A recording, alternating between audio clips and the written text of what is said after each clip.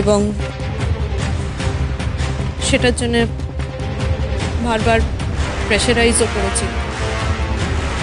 আর consequently আমিও দিদিকে pressurise করি টাকা দেওয়ার জন্য। কিন্তু আঙ্কেল, আমরা মানে আমার বাপের বাড়ি বা বাপের বাড়ির ব্যবসা এরকম অবস্থা নয় যে আমরা বললেই এক ঝটকায় 25-30 লাখ টাকা দিয়ে দিতে পারবো।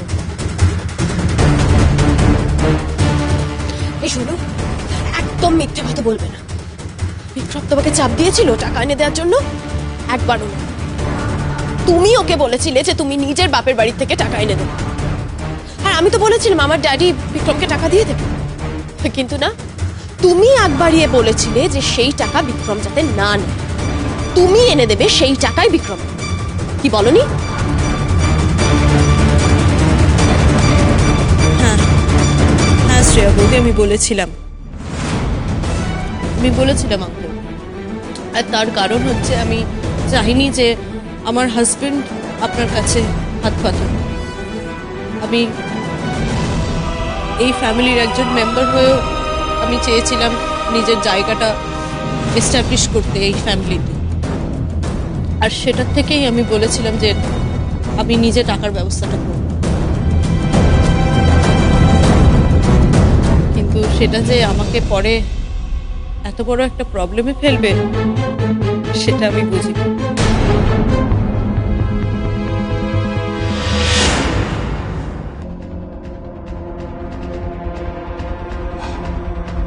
বুঝেছি। দেখুন রঞ্জিত বাবু, আমি জানি না আপনি এইসব পুরনো কথা কেন বারবার তুলছেন। কি কি কি লাভ এতে বলুন তো? না, লাভ তো আছে। একটা মেয়ের উপর এতগুলো অত্যাচার হলো, তো অন্যায়। অন্যায়ের বিচার তো প্রয়োজন। শোনো বিবেক, যা হবার তো হয়ে গেছে। দেখো, লেবু যত কচলাবে তত কিন্তু তেতো হয়। দেখো, ওদের জীবনের ডার্ক ফেজ তো ওরা পেরিয়ে এসছে না, তাহলে আবার নতুন করে এসব কেন শুধু শুধু? আর যদি সবটা পিছনে ফেলে না এগোতো ওরা? মানে আমি বুঝলাম না, কি কি বলতে চাইছেন আপনি? মানে ধরুন যদি নন্দা ওর কমপ্লেইন উইথড্র না করতো, যদি কেসটা কোর্টে যেত সেকশন 498A, কি করতেন আপনারা? কি কি আর করতাম?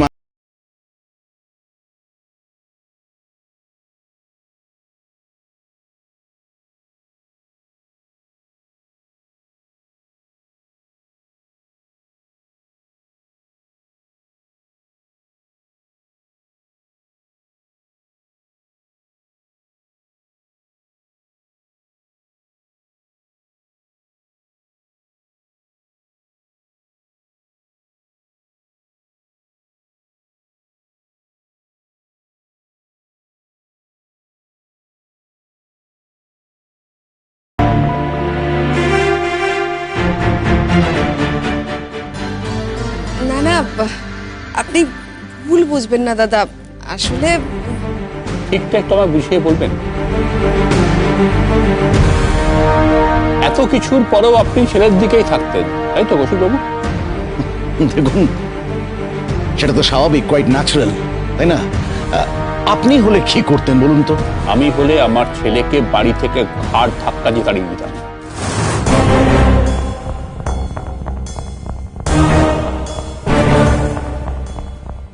আমার ছেলের বউয়ের পাশে থাকতাম। আমি বাবা হয়ে আমার ছেলের বউয়ের পক্ষে সাক্ষী দিতাম, কারণ আমি অন্যায়ের সাথে আপোষ করি না। ড্যাডি, ড্যাডি তুমি নন্দাকে কতটা চেনো? তুমি ওর হয়ে এত কথা বলছো। কি জানো, ওর মতো স্কেমিং মেয়ে আরেকটা নেই।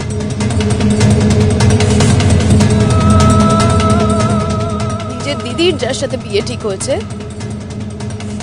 তাকেই ও বিয়ে করে নি। ও স্কিমিং হোক আর যাই হোক, কারো রাইট নেই ওর উপর অত্যাচার করার। আচ্ছা নন্দা, এতক্ষণ তুমি যেটা বললে শুধু বিক্রমের সম্বন্ধে বললে, শ্রেয়া তো ছিল বাড়িতে, ও কিছু করেনি?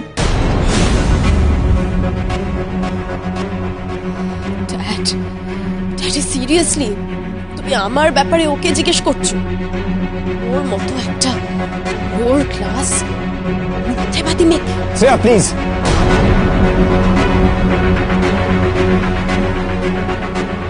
অনেক কথা বলেছো, আর কথা বলো। এই ক্লাস ডিভিশনটা না তুমি করো, আমরা কেউ কিন্তু করি না।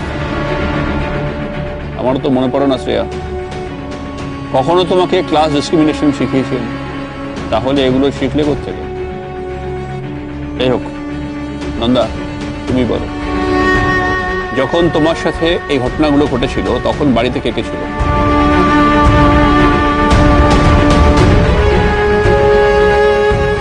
দুজন। ব্যাস, আমার আর কিছু জানার নেই Nanda. Shut up. Just shut up, Nanda. How dare you, huh?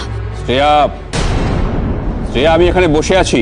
Daddy, তুমি আমাকে বারবার এইভাবে থামিয়ে দিতে পারো না। মিথ্যেবাদী মেয়েটা কিন্তু বুঝে গেছে তুমি আবার ড্যাডি হলেও ব্যাপারে sympathetic।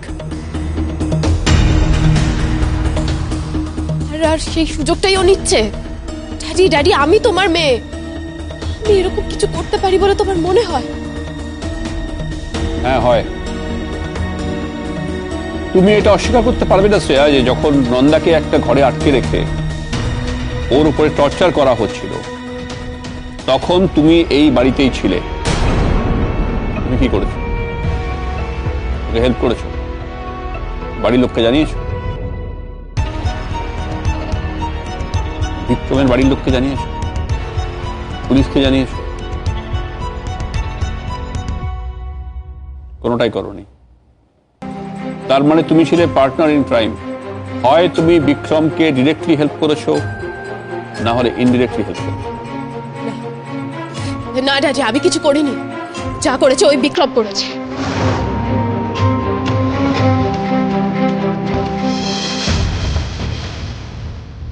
আমি বিশ্বাস করি না। যখন বিক্রম এসব করছিল তখন তুমি কি করছি? কিছুই করিনি। আরে বাবা, আমি কেন ওদের হাজবেন্ড ওয়াইফের মধ্যে পড়বো?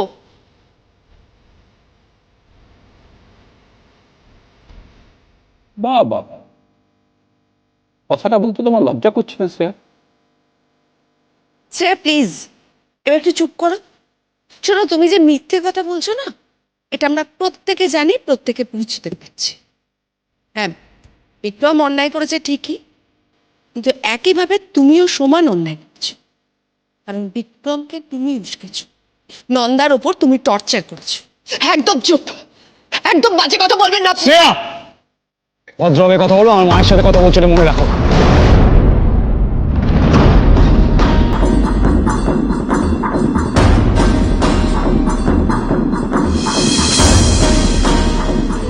আচ্ছা শোনো না, কাল তোমার একটু সময় হবে? কেন বলো তো? না, কালকে ওই ইন্দুর একাডেমিতে একটু যেতাম, তুমি যাবে আমার সাথে? শুনছো আমার কথা? শুনছি তো, বলো না। ওই শুভময় ব্যানার্জি, ওর বিষয়ে আমার গেসটা একদম ঠিক। গুড, তাহলে যখন জানা গেছে শুধু পুলিশে দেওয়াটা বাকি আছে। ঠিক আছে, আমি এসিপির সঙ্গে কথা বলে নেব। না না না না না, এত তাড়াহুড়ো করলে চলবে না। ওই শুভময় লোকটা খুব একটা সুবিধের নয়। যদি কোনোভাবে ইন্দুর ক্যারিয়ারে এফেক্ট করে, কিন্তু কারও ক্যারিয়ার নষ্ট হবে না, চ্যাম্পিয়নের তো নয়, কিন্তু চ্যাম্পিয়নের দিদি এতক্ষণে যা করছে তাতে কিন্তু একটা মস্ত বড় কেলেঙ্কারি হয়ে যাবে বলে দিলাম। আমি কি করলাম? তাই যে কিছু করছো না, এটাই তো সমস্যা। একদম পাত্তাই দিচ্ছ না আমাকে তুমি আজকাল। আমি তোমাকে পাত্তা দিচ্ছি না? হ্যাঁ, দিচ্ছ না তো। আচ্ছা ঠিক আছে, আমি একটু ফ্রেশ হয়ে নিই। হবে না, এখন ফ্রেশ হবে না। ছেলে মানুষই করো না আমি তো প্লিজ। ছেলে মানুষ, তুমি জানো না। আমি যাচ্ছি, আমাকে ফ্রেশ হতে হবে। এটা কিন্তু ভালো হলো না বলছি।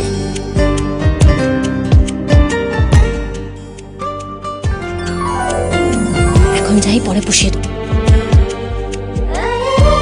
আনন্দি,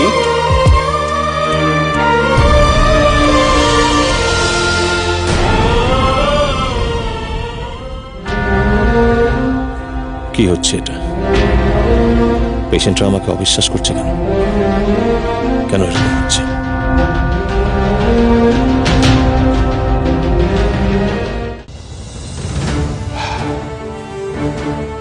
আমার যা বোঝার ছিল না, বোঝা হয়ে গেছে।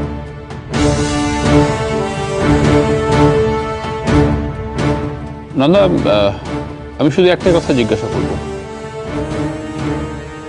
কমপ্লেনটা তুলে নিলে কেন? ভয়ে? না কো প্রেশারাইজ করেছিল? না আঙ্কেল, ভয় নেই। তাহলে আসলে সেদিন হসপিটাল থেকে বাড়ি এসে আমি জানতে পারি যে আমি pregnant. Congrats. Thank you uncle. আর সেই সন্তানের জন্যই আমি ডিসাইড করলাম যে আমি বিক্রমকে এবং নিজেকে আর একটা চান্স দিতে চাই, আবার নতুন করে সবটা শুরু করতে চাই। সেই সন্তানের কথা ভেবে যদি বিক্রম পাল্টে যায়, একটা ভালো মানুষ হয়ে যায়। আর এমনিতেও আমি চাইছিলাম না যে আমার সন্তানের বাবাকে কেউ ক্রিমিনাল বলুক। বুঝেছি। আঙ্কেল, আমি আমার জীবনে অনেক ভুল করেছি, অনেক। আর বিক্রম, তাই আমি আমাদের দুজনকে আবার একটা সুযোগ দিতে চাই, আমাদের বাচ্চাটাকে একটা সুন্দর জীবন দিতে চাই।